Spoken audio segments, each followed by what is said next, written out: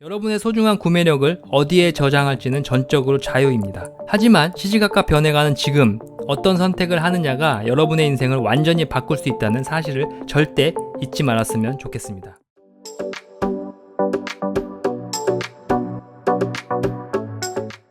안녕하세요, 랍샷입니다. 여러분, 요즘 한국 부동산 시장을 보면서 숨 막히지 않으세요? 정부가 갑자기 툭 던지는 규제, 대출 제한 소식에 다들 멘붕이실 겁니다. 게다가 이재명 대통령은 6억 대출 규제는 맛보기다 라는 발언까지 했습니다. 이것은 농담은 아니고 앞으로 더 강력한 것이 올 수 있다는 암시라 생각합니다. 이런 예측 불가능한 시대에 우리 채널 구독자님들은 어떻게 하면 현명하게 불을 지키고 행복한 은퇴를 준비할 수 있을지에 대해 이야기해 보도록 하겠습니다. 이번 627 부동산 대책으로 피해보신 분들은 정말 많으실 거라 생각합니다. 6억 한도 대출 규제, 청약 입주장 전세 대출 불가, 이주비 대출 금지, 이런 규제에 발목 잡혀서 정말 고심 끝에 가족 보금자리를 계약했다가 계약금까지 날리신 분들은 제가 다 속상합니다. 진심으로 위로의 말씀을 전합니다. 저도 작년에 개인적인 이유로 2년 후 이사가기 위해 전세를 끼고 아파트를 계약했다가 갑자기 조건부 전세자금 대출을 막는 바람에 세입자가 구해지지 않아서 크게 고생했습니다. 다행히 그 당시에는 알아보면 방법은 있었기에 전세금을 낮추고 일정을 조정해서 잔금이자를 더 주는 방식으로 가까스로 맞췄습니다. 그리고 그때 다짐을 했습니다. 당분간 부동산 등기치는 일은 없을 것이다. 그런데 더욱더 화가 나는 것은 국민들을 농락하듯 이 와중에 이재명 대통령은 6억 대출은 맛보기다 라니 정말 어이가 없습니다. 정부는 돈을 찍어서 추경을 하고 대출을 마음대로 받으면서 국민들은 뼈 빠지게 일해서 겨우 보금자리 하나 마련하려는데 아주 기본적인 거주 자유를 막겠다고 하니 참 어처구니가 없습니다. 게다가 금요일 발표하고 바로 다음 날부터 적용이라니 선의의 피해자들은 누가 보상을 해줍니까? 그럼 이제 규제는 앞으로 좀 풀릴까요? 저는 단호하게 더 심해질 거라고 생각합니다. 이런 큰 정부의 특성상 추경을 하면 결국 세금으로 메꿔야 합니다. 그리고 가장 쉽게 세금을 거둘 수 있는 곳 중에 하나가 바로 부동산입니다. 심지어 집을 소유하거나 전세로 들어가는 것 자체를 엄청나게 힘들게 만들 것입니다. 벌써부터 부동산 보유세 인상 이야기가 뜨겁습니다. 기사들을 한번 보도록 하겠습니다. 종합부동산세 공정시작가액 비율을 현재 60%에서 80%로 상향하는 방안을 유력하게 검토하고 있다. 윤석열 정부가 내린 종부세 부담을 원상복구한다는 취지에서다. 결국 세금 완화를 다시 되돌리겠다는 겁니다. 하지만 이게 다가 아닙니다. 작년에 민주당에서 쓴 민주당 재집권 보고서의 요약본을 X에 카투님이 잘 정리해 주셨는데 이걸 보면 정말 간담이 서늘해집니다. 무엇이 그리 급한 것일까요? 지금 정부 정책의 속도를 보면 이 내용들을 진짜 다 추진하는 게 아닌가 싶을 정도입니다. 제가 이 링크를 댓글에 공유해 드릴 테니 여러분들도 꼭 들어가셔서 이 어마무시한 정책을 한번 확인해 보시기 바랍니다. 그럼 간단히 주요 내용만 요약하자면 이렇습니다. 첫째, 부동산 세금 폭탄과 금융규제 강화입니다. 집이 많을수록 세금 부담은 기하급수적으로 늘어납니다. 높은 보유세와 강화된 양도세는 기본이고 심지어 1가구 1주택 혜택마저 폐지되어 모두에게 같은 세금 기준을 적용할 수 있습니다. 투기를 막기 위해 DSR 대출 기준은 더 깐깐해지고 주택담보대출은 크게 축소되면서 대출받아 집 사는 건 사실상 하늘의 별 따기가 될 것입니다. 그리고 둘째로 전세시대의 종말과 월세 중심의 시장 개편입니다.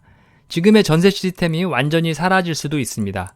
전세대출은 단계적으로 축소되거나 아예 없어지고 전세는 줄고 월세가 주거의 표준이 될 것입니다. 정부는 전세의 세금을 더 올리고 월세 소득공제 확대와 월세 쿠폰 지급 등으로 월세 전환을 적극 유도합니다.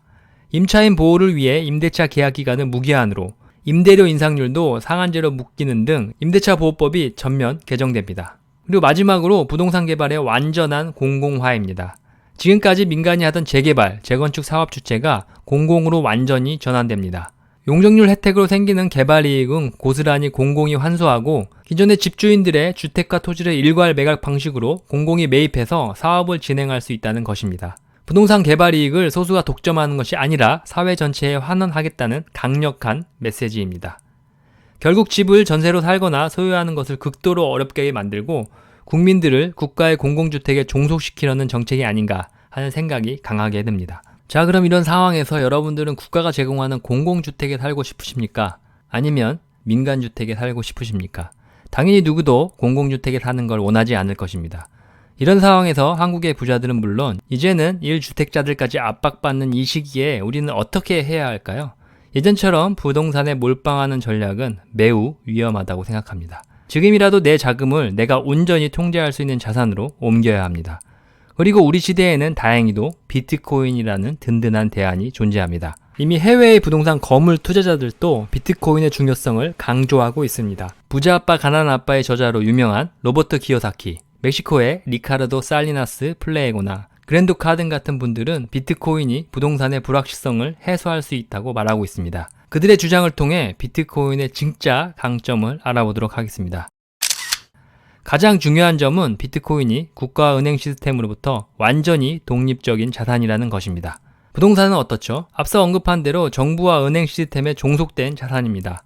법정화폐 체제, 부동산 정책, 세금, 대출 이자율, 각종 규제 등 겉으로 내 소유 같지만 사실상 국가와 은행의 통제 아래 있는 것입니다. 하지만 비트코인은 완전히 개인의 소유입니다. 누구도 강제로 뺏을 수 없고 국경과 정부, 금융 시스템의 통제에서도 자유롭습니다. 그래서 비트코인은 진정한 자산 소유권과 금융주권을 가질 수 있는 유일한 수단이라고 할 수 있습니다. 예측 불가능한 정부 정책 리스크로부터 자유로운 자산이라는 뜻입니다. 그랜드 카던도 달러 시스템을 거짓말이라고 불신했기에 부동산과 함께 희소자산인 비트코인에 투자하기 시작했던 거죠. 한국의 부동산 투자자들도 끝없이 바뀌는 정부 정책에 지쳐 더 이상 정부를 신뢰하지 않게 된 것입니다. 두 번째, 비트코인은 극강의 희소성으로 인플레이션을 막아줍니다.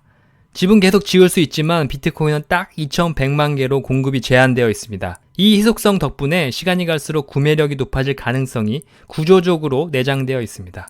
리카르도는 정부가 물가 상승률 2%를 유지를 목표로 말하는 게 매년 당신 자산의 2%를 가져가는 도둑질과 같다라고 비판을 합니다. 복리로 계산하면 35년 뒤엔 자산이 반토막 난다는 것과 같은 경고죠.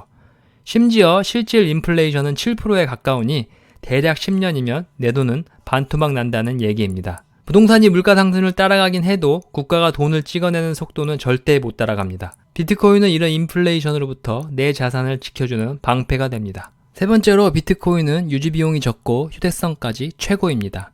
집은 관리비, 재산세, 유지보수 비용이 계속 들고 가지고 떠날 수도 없습니다. 반면 비트코인은 언제 어디서든 시드 12자리만 알면 심지어 다른 나라로 이민 갈 때 그대로 들고 갈 수 있습니다. 네 번째로, 비트코인은 투명하고 부패가 불가능한 시스템입니다. 누구도 조작하거나 독점할 수 없습니다. 모두에게 동일한 규칙이 적용되고 블록체인이라는 공통장부를 통해 모든 거래가 투명하게 기록되는 순수한 돈입니다. 이 공통장부는 전 세계에 뿌려져 있는 플로드에 담겨져 있고 개인들이 직접 플로드를 운영합니다. 이 사람들은 비트코인 네트워크의 규칙을 스스로 확인하고 네트워크의 모든 규칙을 검증합니다.